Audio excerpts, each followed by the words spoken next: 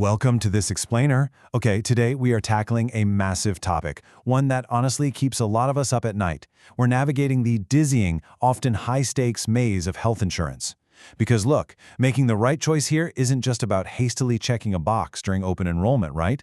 It's absolutely crucial for protecting both your family's physical health and your financial future. If you've ever found yourself just staring blankly at a dense benefits package, feeling completely lost in this alphabet soup of HMOs, PPOs, and deductibles, you are definitely not alone. It can seriously feel like wandering through a maze blindfolded, just hoping you don't step into some hidden financial trap. But I promise you, by the end of this explainer, you're going to have a clear compass. You won't just know what the acronyms stand for, you'll understand exactly how these systems actually operate behind the scenes.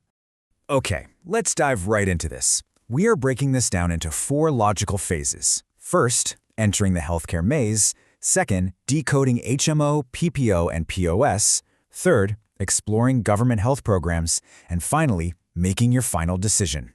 So, Phase 1, entering the healthcare maze, finding your exact starting point.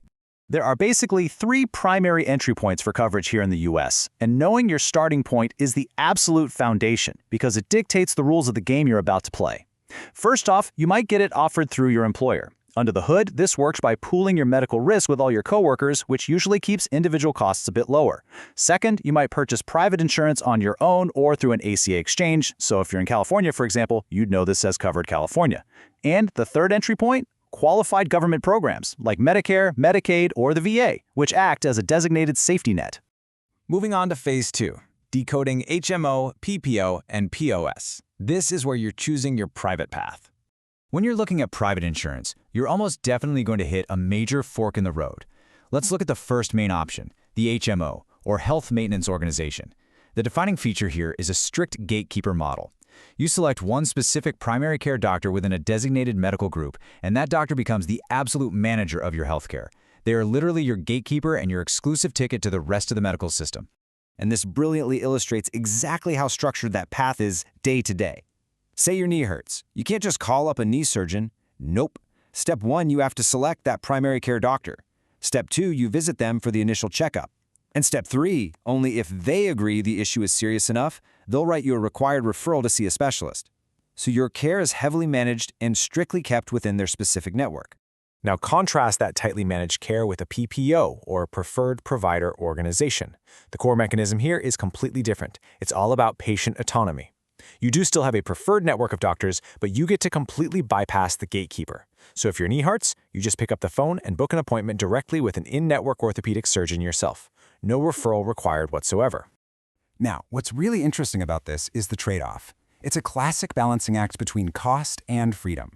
Because HMOs manage everything so tightly in-house, they can generally offer lower monthly premiums. And honestly, deductibles rarely even apply. You're trading flexibility for predictability. PPOs, on the other hand, give you incredible freedom to see who you want. But freedom isn't free, right? You're going to pay for that autonomy with higher premiums, higher deductibles, and significantly higher out-of-pocket costs if you wander out of their network. And then there's the point of service, or POS, plan. It's definitely less common, but think of it as a hybrid trying to give you the best of both worlds. Basically, on any given day, you can choose to play by HMO rules to keep costs low, or you can trigger PPO-style freedom to see someone out of network. But, and this is a big but, if you do decide to use that out-of-network freedom on a POS plan, brace your wallet. You are going to face some massive financial hurdles. You'll likely have to satisfy a very high annual deductible before your coverage even kicks in, plus a much larger share of the copay. The escape hatch is there for sure, but you are paying a hefty toll to use it. All right, Phase 3, exploring government health programs. These are alternate routes to coverage. Let's move to and see how this builds out if you fall outside the private market. The government operates 3 primary safety nets. First is Medicare, which is mainly for those 65 or older, plus some folks under 65 with certain disabilities. Second is Medicaid. This one is strictly income and need-based, and it's actually administered by your individual state.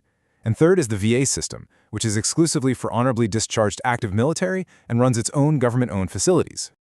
Just a real quick note on Medicare, it has 4 different parts, and it is notoriously complex. Honestly, don't try to decipher it alone. Local hospitals and doctors frequently run free classes, so definitely take advantage of those to figure out exactly what you're entitled to and how to avoid any of those nasty late enrollment penalties. Which brings us to our final phase, Phase 4, making your final decision and finding the exit to the maze. Look, as you're staring down all these acronyms and options, you've got to keep your ultimate goal absolutely front and center. You are trying to strike that perfect balance, making sure your family gets the world-class coverage they need while ruthlessly minimizing your out-of-pocket costs if disaster strikes. So the crucial point is running through this final checklist before you commit. Step 1, literally compare the plans side by side. Step 2, read the summary of benefits critically. And Step 3, I literally cannot overstate this one, verify directly with your preferred doctors that they are actually in the plan's network. Don't rely on some outdated website directory. Call the front desk. Finding out your doctor is out of network after the fact is a painfully expensive mistake. And that brings us to the exit of our maze.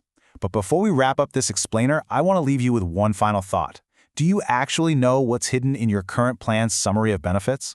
Now that you understand how all these gears turn, do yourself a favor. Dig up your paperwork tonight, read it with fresh eyes, and make absolutely sure your compass is pointing in the right direction. Thanks so much for joining me on this explainer, and we'll see you next time.